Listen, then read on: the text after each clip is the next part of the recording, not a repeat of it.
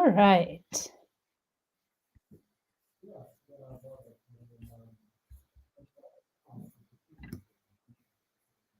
All right. I think I'm live. I'm doing it differently. So, okay.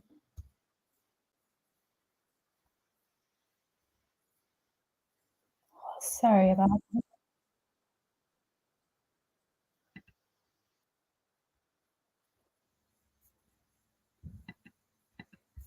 I can hear feedback. So I'm just trying to do.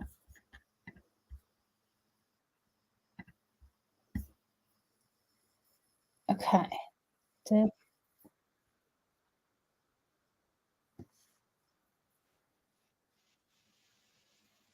Okay. Hi, everyone. Anna Livermore. Sorry about that little stall in the beginning. I am using the platform to stream Instagram instead of also doing on a little bit, but I think we're all good. Uh, yeah. All right. So today, a little bit about me. I'm Anna Livermore, owner of V.Mora, which is a company that works with fashion designers or anyone looking to create a sewn product. So not all of my clients consider themselves fashion designers, but they do have a product idea that is sewn. So anything that goes through a sewing machine, we can help you with. And we are actually doing the legwork for you to get your production. So all the back end development and production we take care of and handle for you. If you want to be doing this on your own but have a guide, we can also help you do that as well. So patterns, samples, sourcing fabric, tech packs, label creation, size check runs, fittings, grading, marking, production, quality checks, all of the good stuff we take care of and handle for our clients, or can help guide you through the process so that you're getting it done with the right people, spending the money where you need to spend it, uh, not skipping any important steps, and having a successful production run when it's all said and done. So today we are talking about um, the 4 key things that I see successful people do that year. So I took a look and just thought about, like, the people that I admire the most, the people that are the most successful people that I know. What are they all doing at the end of the year? What can I take away from them? What can I learn from them? And then in turn, talk to you guys about and implement in. So these things I've been doing for many years. I would say I have a notebook that I track everything in that goes back to like the beginning of V.Mora. So that was 15 years ago, and it's a great practice. So I'm going to get into what those things are right now. As always, if you missed today's live or you can't stand for the entire time, you can always watch the recording, which will be on LinkedIn, YouTube, Instagram, Facebook, basically anywhere, any social media platform that you can find V.Mora, we will be there. All right, so the first thing you want to do is reflect and analyze.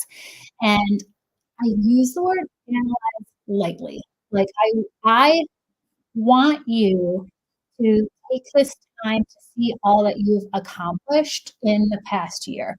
It's not a time to beat yourself up about what you didn't do and the goals that you didn't get to or the things that you're lacking. Like, I don't want the reflect and analyze part to make you feel, to frustrate you or to make you feel like you didn't accomplish anything, because more than likely you have accomplished something somewhere. It might not be tangible. Like, I had on my goals for probably a decade to buy a house, and, um, it just never happened. I bought a house in, 2021, um, but I had it on my goal sheet for many years before that, and it just never was the right time, and I lived in New York, and I recently found out that the average age of first-time home buyers in New York is 41. So, that made me feel better about not buying a home younger, but also, it just wasn't right. It wasn't the right time, but it was something that was a long-term goal, not necessarily like, "This is what I wanna do in the next 3 months or 6 months," but one day, do wanna own a home. So it might not look like something you can pinpoint, but maybe you did a lot of self-discovery, or you did a lot of healing, or you did, um, you committed to doing, I don't know, a sweat lodge every month to help with healing some trauma. That's not something that you can track, but it still should be something that you acknowledge and that you're proud of yourself for. So, take a look and find those things in your life so that you can see what you've done this year. But yeah, it could be something as something that isn't necessarily like I started a business, but maybe you researched starting a business and you read books about starting a business and you talked to other entrepreneurs, possibly some coaches. But even if you didn't start that business, maybe you took some steps in the direction of having a business. So when I'm talking about reflecting and analyzing, for this year, if you haven't done it from the past years, I always write, like, where I am. Where am I right now? What's going on in my life? What kind of I need some water. Just a second.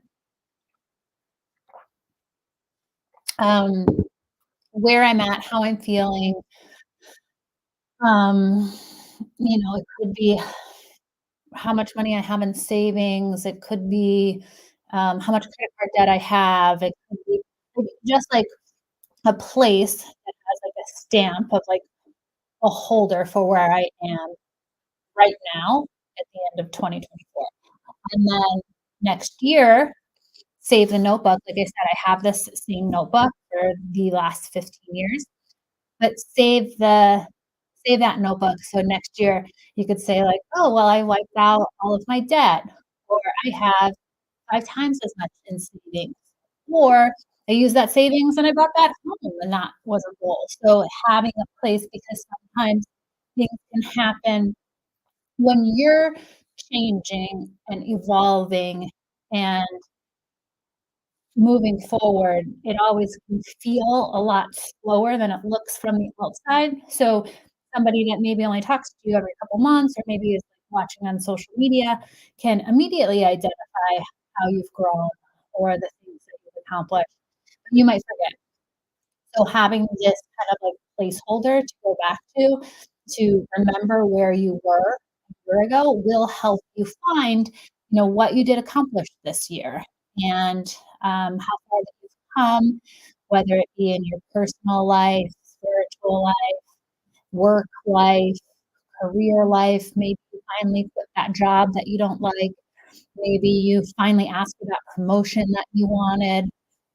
Whatever it is, I am sure that you can find something within the last year proud of.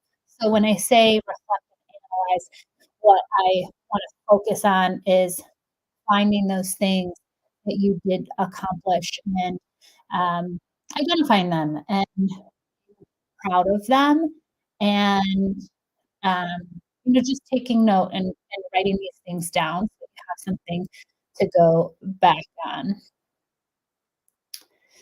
Some things that can help, um, is creating a vision board. My husband will probably be embarrassed that I'm gonna tell you all how he had a vision board, and, this was before we had met, and, um, like, one of the things on his vision board was, like, a winter snow house, and I have, a winter house in Vermont that I have some partners in investment property, so, like, all of a sudden, like, everything on this vision board, he wanted a wife and children, and, like, all of these things came true. I keep telling him he needs to create a new vision board now that his old vision board came true.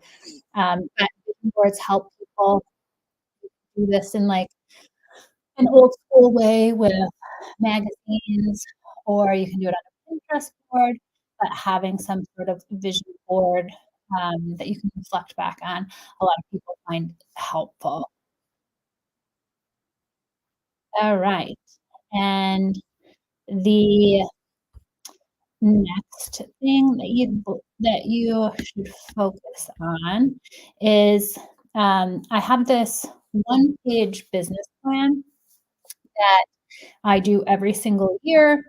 Uh, we're not having a live next week, but I'm gonna be doing a two-part series on this, um, business plan. And this business plan I actually received from my business coach over a decade ago, Gina Gaberlini. Um, Master Peace Coaching, I believe is her company name. So she inspired this business plan, and I've been using it year after year. I've introduced it to my clients. We put our own kind of interpretations on it for fashion designers.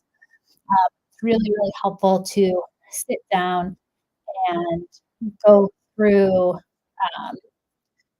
what goals you wanna set. It has different categories, and I'm just trying to pull it up on my screen so that I can refer back to it. But like I said, we're gonna be doing the live next month of, um, of this business plan, and it's really, really helpful. It has, like, different categories, and, um, it help all my clients have really loved it. Okay, let me see. Sorry, just give me 1 second.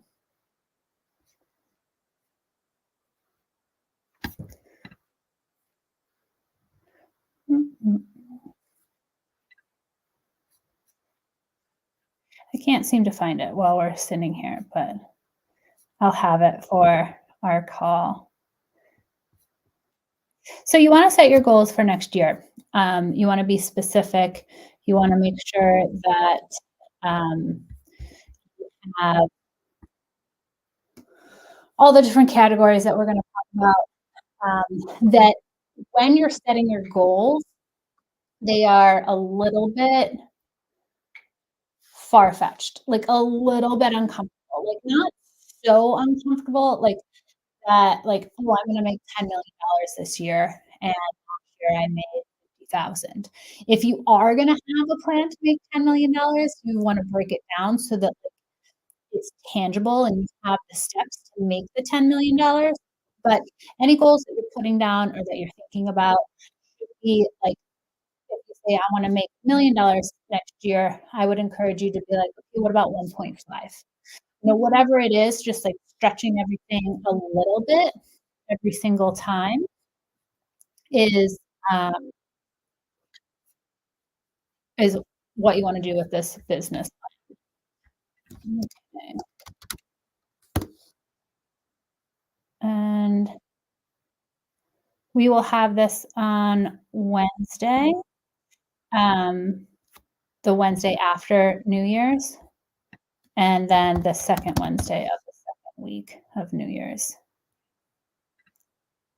Um, the other thing that so that's the second so the first thing is looking at your year and reviewing it, making sure that you find the points and the things that you've worked on. The next is reviewing your business plan, and setting goals for your 2024. And like I said, we're gonna get into the specifics. It's gonna be a really good almost workshop for the first 2 weeks of January around how you can create this one-page business plan yourself. And then number 3 is lay out the groundwork for your future expansion. And what that could look like is, researching new technologies. It could be something as simple as I wanna set up a desk space so that I have an office to work at, but, like, setting the intentions and then creating the space to do it. So whatever that means, if it's a technology, if it's a program, if it's a platform, like, where do you want to grow into next year? Like, this actually lives has been my I don't know for how many years, so I'll have to check. Maybe I'll let you guys know, and then in the next goal planning. But weekly live was my goal that I had set for myself, which meant I had to learn a little bit of new technologies. I had to buy a webcam and a light, and there were, like, things that I had to prepare for. So whatever it is on that business list, those goals that you're looking at, you wanna pull out what kind of how you can create the space to make those things possible. Even if it's researching, like, how am I wanna streamline my Instagram, like, what are the platforms I have to learn for that? Or I wanna learn to sew, so I'm making my own samples because I want to save money in the sample making process. So putting together a plan for innovation and growth and how you're gonna get there. So setting the goals not only for your business, your personal life, but then figuring out what you wanna learn, what you wanna, create space for, and how you're gonna do it. And like I said, if, like, technology isn't your thing and this is, like, not where you're gonna go, maybe it is just creating, like or organizing your office space. Maybe it's, cleaning your studio. A lot of my creative clients have studio spaces.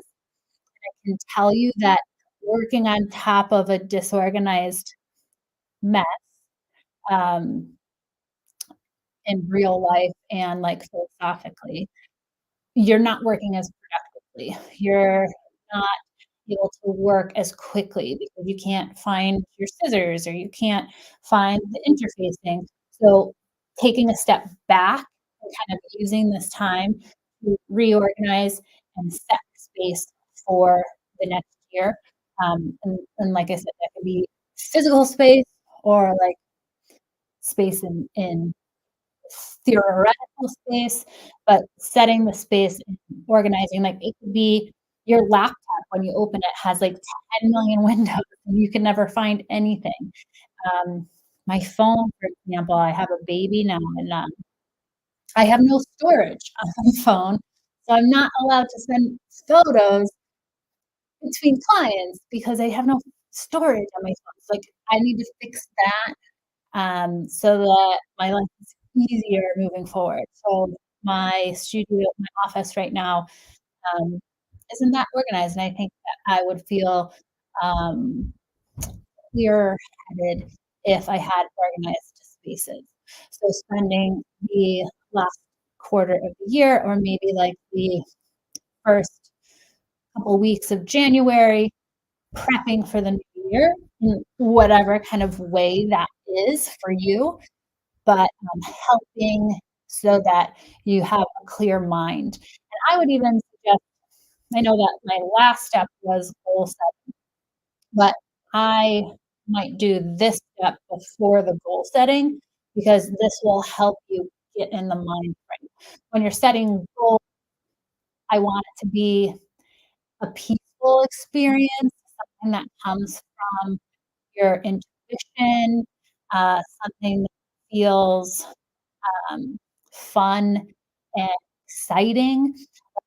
Creating the goals shouldn't be, like, going against the grain, like homework where you're like, "Oh, I hate doing this. I'm not looking forward to this, blah, blah, blah, blah." If you're not looking forward to it, maybe it is because your space where you would do it is a mess, or, your computer doesn't work because it has, like, old systems on it, or, whatever it is, the million reasons that, like, things can be blocking you from being, using your intuition and being creative.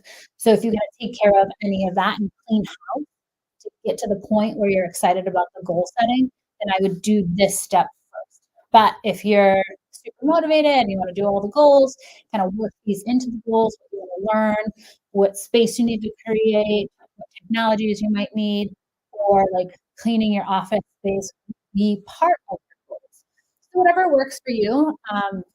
I think for me, I'll probably reorganize my office first before I set the goals. I'm, like, looking at all this stuff, I'm like, "Yeah, that's probably a good idea." Um, so whatever works for you. So the 3 things so far, we have number 1, looking at the past year and having a sense of gratitude for how far you've come, you have accomplished, whether it's in your personal or private career, business, whatever it is, taking a look at what you have done and created this year.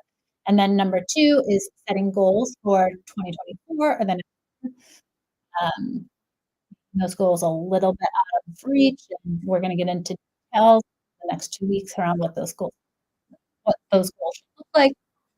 Number 3, setting the space, whether it's physical or, like, in theory, how you're gonna create these goals or, like, kind of cleaning house so you have space to be creative and let the flow and, um, have permission to do things. And then the 4th thing, I swear to God, there's this, kind of theory sometimes that to be successful, you have to, like, work to the grind all the time, 24 hours a day, around the clock, work, work, work, work, work. And, um, again, I was thinking of the successful people that I know and the people that I respect, and all of them have really, really strict boundaries around when they're working and they're not. And for the next week, uh, in between, if you celebrate Christmas and New Year's, or we have the holidays and New Year's, like there's this space where um, you have the ability to kind of log off, give yourself permission to take a break. You've had a tough year, a long year, whatever it looks like, but being able to take a step back so that once you step into 2024, like, you're ready to hit the ground running. So whatever that looks like, put your email on autoresponder, spend time with family, eat great food, relax on your diet, give yourself permission to relax in whatever way that looks like, for you. And I promise you, like, I'm thinking of, like, very, very, very successful people, like, they take really beautiful vacations. They are spending time with family. They, have this strict boundary of, like, yes, when they're working, they're very, very productive. They work very hard. They stay very committed. They don't do busy work or things that aren't getting them where they need to be. A lot of times with the people that I do see that are like, "You gotta work all the time, 24 hours a day." A lot of times what I've seen is they're actually creating work and doing busy work so that they feel busy, but they're not necessarily moving forward, and it's not helping the bigger picture of the growth of their company, but they're working. Um, I am a victim of this. When I was first starting V.Mora, I very often worked overnight, um, because I would take on a deadline that I had someone tell me, like, "Either you're saying yes to things you should be saying no to, or you're managing your time, because there's no reason why I should be staying up all night between a 10 o'clock deadline the next day. No reason." I'm sure a lot of you have heard, I had this, like, moment when I was driving down Lakeshore Drive after staying up all night sewing buttons on a shirt while driving. I'm driving on Lakeshore Drive. So that was kind of like I think something's wrong. And what it was a little bit of both. I was, like, not managing my time because there and I think a lot of creative people can relate to this, but for me, it was like the energy of like, I have to meet this deadline and and like working in that stress and like working overnight and I can't sleep and da da da da da. Like it made me feel important, I think, and it made me feel like yeah, it made me feel important. Like, oh, people are relying on me. I need to get this done.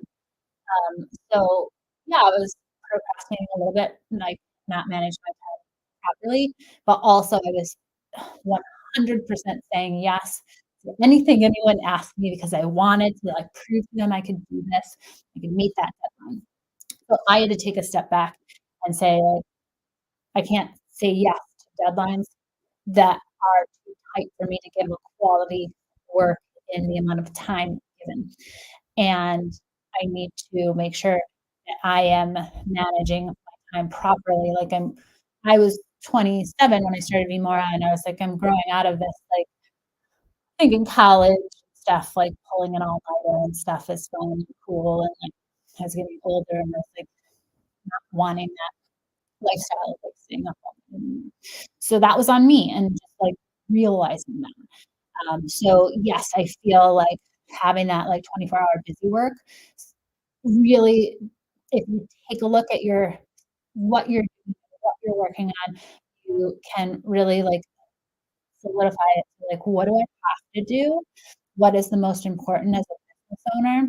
What can I delegate? Do I need to hire a team to help? Do I need an assistant? But making sure that your time is spent very, very efficiently. You value your own time and you are creating a space where like you love work because you're giving yourself enough time to take off. So that would be 4, take off this next week, spend time with family, you know, take this week to wrap as much up as possible, and then really take a step back.